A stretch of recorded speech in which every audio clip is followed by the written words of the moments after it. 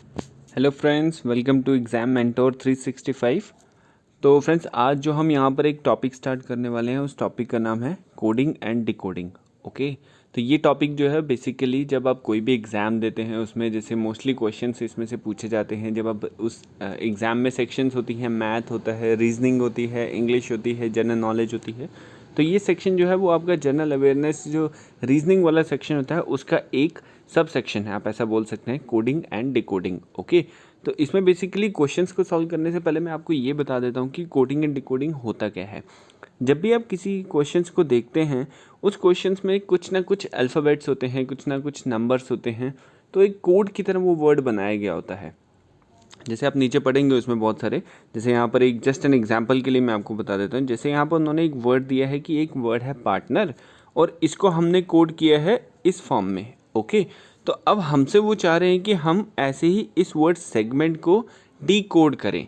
Okay, partner को उन्होंने OZQSMDQ के फॉर्म में किया हुआ है ऑलरेडी, और एक सैम्पल हमें दिया हुआ है। अब हमसे उन्होंने बोला है कि हमें सेगमेंट को डिकोड करना है और बताना है कि जैसे पार्टनर को हमने कोडिंग से डिकोडिंग में कन्वर्ट किया है वैसे ही सेगमेंट को हम कैसे कन्वर्ट कर सकते हैं। ओके, तो इन चीज़ों को हम बोलते हैं coding and decoding.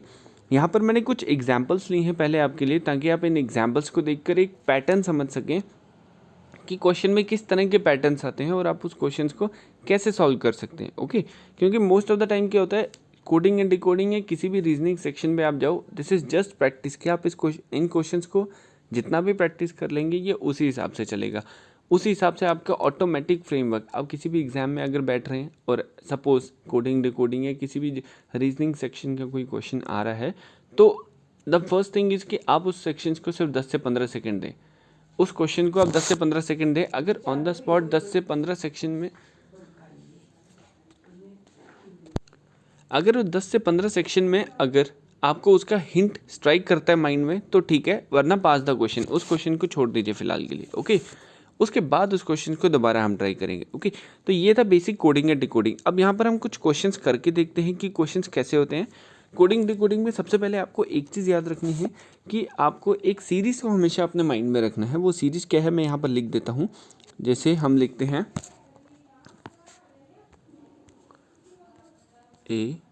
ABCDEFGHIJKLMNOP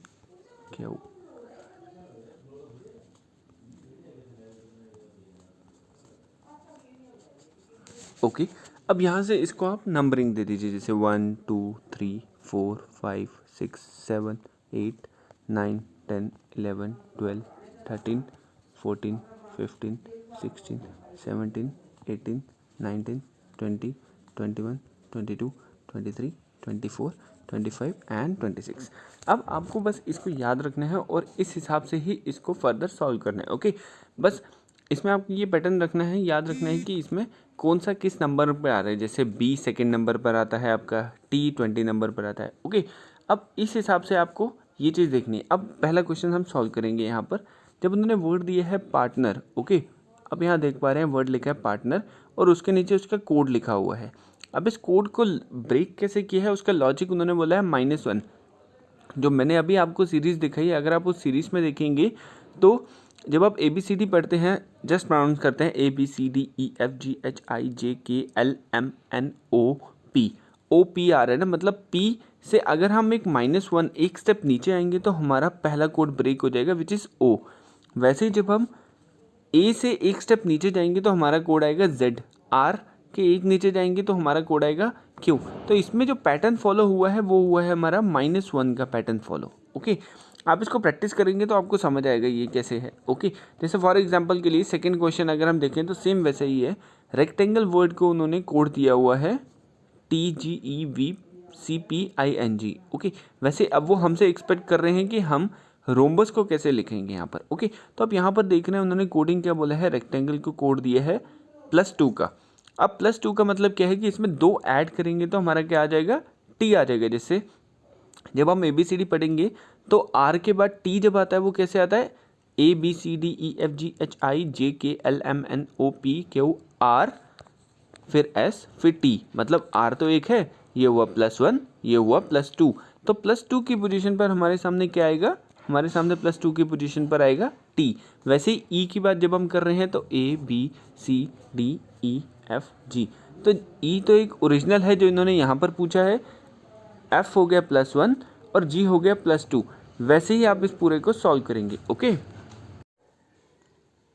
I hope आपको ये दोनों क्वेश्चंस के कंसेप्ट समझ आए होंगे, इनके पीछे का पैटर्न समझ आया होगा। एग्जाम में भी इसी तरह के क्वेश्चंस आते हैं, बस हमें उस टाइम ऑन द स्पॉट उस चीज़ को समझना होता है कि पैटर्न किस तरह का बना रहा है, -1 का है, +2 का है, +1 +2 +3 का है, ऐसे भी हो सकते हैं। तो कुछ अलग और क्वेश्चन ट्राई करके देखते हैं हम इसमें। जैसे यहाँ पर मैं आपको वर्ड बताता हूँ, जैसे यहाँ पर बोला है in a certain code language if the word sphere is coded as EREHPS, तो हमें बताना है कि एग्जीबिशन को किस लैंग्वेज में कोड करेंगे। ओके, तो यहाँ पर जो लॉजिक है वो क्लियर दिख रहा है कि इन्होंने क्या किया हुआ है, जो वर्ड SPHERE स्पेयर लिखा हुआ है उस वर्ड को इन्होंने पूरा रिवर्स कर दिया है, मतलब उल्टे में लिख दिया है। जैसे हम लिखते हैं ना SPHERE, इन्होंने इसको कैसे लिखा है EREHPS। ओके, यही आप देख रहे हैं। वैसे इन्होंने बोला है एग्जीबिशन को हम कैसे लिखेंगे, ठीक है। यहाँ देखिए क्या लिखा है उन्होंने, spare this letter is given word as reversed, ठीक है। तो हम यहाँ पर कोड क्या दे रहे हैं, उसको रिवर्स करके लिख रहे हैं। वैसे इन्होंने बोला एग्जीबिशन को जब हम लिखेंगे तो रिवर्स करके लिखेंगे तो हमें हमारा आंसर मिल जाएगा। ओके, तो ये है एक नया पैटर्न। तो ऐसे ही आपको बहुत सारे पैटर्न्स मिलेंगे एग्जाम में, अलग अलग तरह के पैटर्न होते हैं। जैसे यहाँ पर मैकेनिक है, रिजेक्शन, यहाँ पर देखिए एक पैटर्न है हमारा +1 +2 +3 का, +4 का। ओके, तो ऐसे जब आप इसको सॉल्व करते जाएंगे तो आपको पता चलेगा पैटर्न है। दिस क्वेश्चन इज इंपॉर्टेंट, ये वाला क्वेश्चन थोड़ा इंपॉर्टेंट है, इसको आप समझिए कि इसको उन्होंने कैसे कहा है। देखिए उन्होंने कहा है in a certain code language if the word player is coded as AELPRY, तो हमें बताना है how is word manager coded in this language. अब यहाँ पर उन्होंने क्या किया हुआ है कि जो प्लेयर अल्फ़ाबेट वर्ड है, ये जो प्लेयर वर्ड है, इसके जितने भी अल्फ़ाबेट हैं उसको उन्होंने असेंडिंग ऑर्डर में ABCD के हिसाब से रखा है। जैसे हम ABCD एंड सो ऑन करते हैं, है ना, तो उसमें ABCD में A पहले आता है, B बाद में आता है। वैसे ही जब हम यहाँ पर प्लेयर जो वर्ड है हमारा PLAYER, इसको जब हम यहाँ पर सॉल्व करेंगे तो उसमें सबसे पहले A आएगा, हमें भी पता है। A के बाद फिर E आएगा, ABCDE। वैसे ही जब हम पूरे ABCD लिखेंगे उसमें प्लेयर के जो जो वर्ड है उनको जब असेंडिंग ऑर्डर में लिखेंगे तो हमारे पास प्लेयर का डी कोड आ जाएगा। वैसे ही मैनेजर को जब हम यहाँ पर सॉल्व करेंगे तो हमारे पास उसका डी कोड आ जाएगा, जो है हमारा थर्ड ऑप्शन। आप इसको एक बार ट्राई करके ज़रूर देखना। कुछ चीज़ नहीं समझ आएगी तो आप मुझे कमेंट सेक्शन में बताना, मैं और भी, आज तो मैं जस्ट एक एग्जांपल्स लेकर आया हूँ ताकि आप एक समझ सकें कि एग्जांपल्स होती क्या है और कैसे इसको करेंगे, और जितने भी पैटर्न्स हैं उनको हम कैसे प्रेजेंट कर सकते हैं। बाकी कल इसकी एक जो दूसरी वीडियो आएगी उस पर मैं इसके कुछ 10 से 15 क्वेश्चंस लेकर आऊँगा ताकि आप प्रैक्टिस भी कर सको। और कोई भी एग्ज़ाम की आप अगर तैयारी कर रहे हो तो उसमें अगर रीजनिंग सेक्शन है तो आपके यहाँ से नंबर बिल्कुल नहीं छोटे। ओके, तो यहाँ से हम ऐसा करेंगे। एंड कुछ अलग है, जैसे अब यहाँ पर ये वाला क्वेश्चन भी एक नया पैटर्न लेकर आता है, ठीक है। मैं आपको एक क्वेश्चन समझाता हूँ, बोल के रहे हैं, ध्यान से समझना इस क्वेश्चन को। ओके, तो फ्रेंड्स यहाँ पर क्या बोल रहे हैं, in a certain code language if the number 1 is assigned to all the letters in odd numbers places in the alphabet and the remaining 2 letters are assigned the number 2, then what is the code for the word Indian. अब उन्होंने बोला है कि अगर एक word है हमारा Indian word, Indian words में जितने भी अल्फ़ाबेट हैं, अगर उन अल्फ़ाबेट्स में जो जो नंबर्स हैं उनको अगर हम जो ऑड डिजिट्स पर रहते हैं उनको अगर हम 1 रखेंगे और जो इवन में आता है उसको 2 रखेंगे, तो बताना है कि इंडियन वर्ड का कोड क्या बनेगा। ओके, अगर ऐसे नहीं समझ आया तो मैं आपको एक एग्जांपल लेके इसको सॉल्व करके दिखाता हूँ कि ये कैसे किया उन्होंने, ठीक है। जब हम नॉर्मली देखते हैं हम कैसे लिखते हैं, मैं आपको बता देता हूँ, ABCDEFGHIJKLMNOP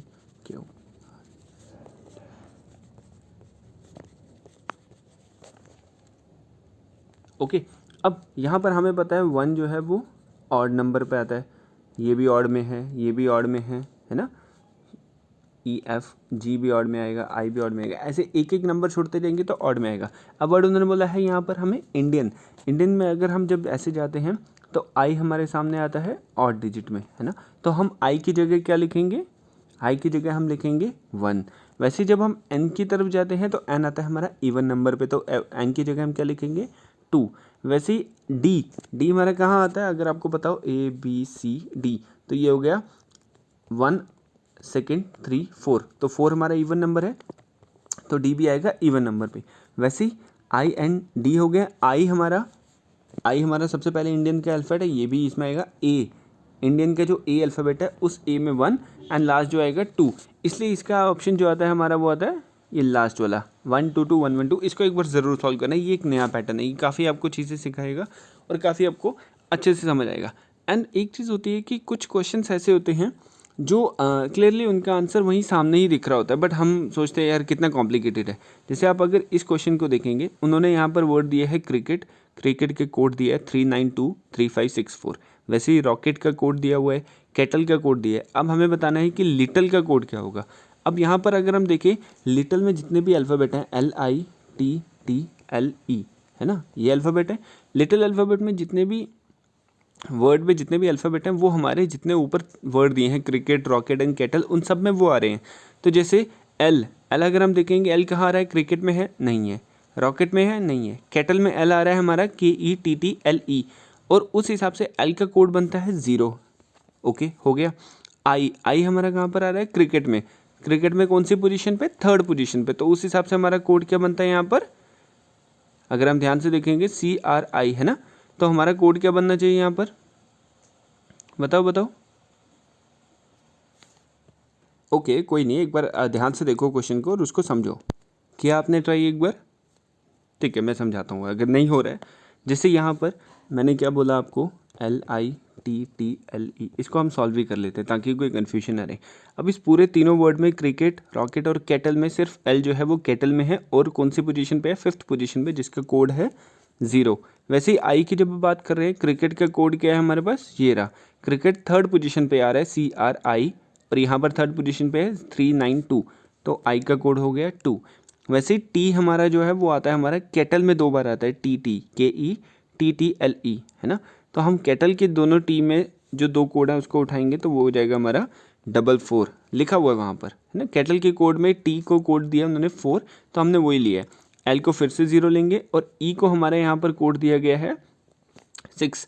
अब इस कोड को जब आप मैच करेंगे 024466, तो ये देखिए, है ना। तो ये बहुत सिंपल सा था। हम यहाँ पर क्या करेंगे, हम इसको समझने की कोशिश करेंगे जिससे आधी चीज़ें क्लियर नहीं होंगी और एग्जाम में हमारा टाइम बहुत वेस्ट होगा। सबसे इंपॉर्टेंट होता है टाइम। ओके, तो वैसे ही कुछ क्वेश्चंस हो रहे हैं यहाँ पर, कुछ क्वेश्चंस हो रहे हैं जिनको आप प्रैक्टिस कर सकते हैं, एंड इनकी मैं आपको एक अलग से वीडियो बना कर दूंगा ताकि आप इस क्वेश्चंस को प्रैक्टिस करें। एंड जो चीज़ आपको नहीं सॉल्व हो पाएगी या जो क्वेश्चन में डाउट होगा तो आप मुझे ज़रूर बताएं। एंड अगर कोई भी प्रॉब्लम आ रही है तो कमेंट सेक्शन में आप बेझिझक लिख सकते हैं ताकि मैं उसको समझूं और मैं आपकी हेल्प कर सकूं। ऐसा नहीं है कि आप सिर्फ वीडियो देखें और नहीं समझ आया फिर आप दूसरी वीडियो देखने जाएं, उसका फ़ायदा नहीं होगा, आपका ही टाइम वेस्ट होगा। ओके, एंड अगर आपको वीडियो अच्छी लगती है तो do subscribe this channel. And कोई भी फर्दर क्वेरी हो आप कमेंट सेक्शन पे लिख दीजिए, किसी भी सेक्शन को लेके, आप रीजनिंग, मैथमेटिक्स, कोई भी सेक्शन हो आपको नहीं समझ आ रही है तो आप बताएं ताकि मैं इस चैनल पे और अच्छे से अच्छी वीडियो डाल सकूं और आपकी हेल्प कर सकूं। Okay, thank you so much guys. इसकी सेकंड जो वीडियो है, जो सेकंड पार्ट होगा जिसमें कुछ क्वेश्चंस होंगे, उसकी सीरीज आपको कल सुबह 10 से 11 के बीच में आपको मिल जाएगी। तो मैं डेफिनेटली कोशिश करूँगा कि वो वीडियो वहाँ पर अपलोड हो जाए और आप वो देखकर अपना फर्दर जो आज समझा है उसकी प्रैक्टिस कर सकें। Okay, do subscribe this channel and thank you so much guys.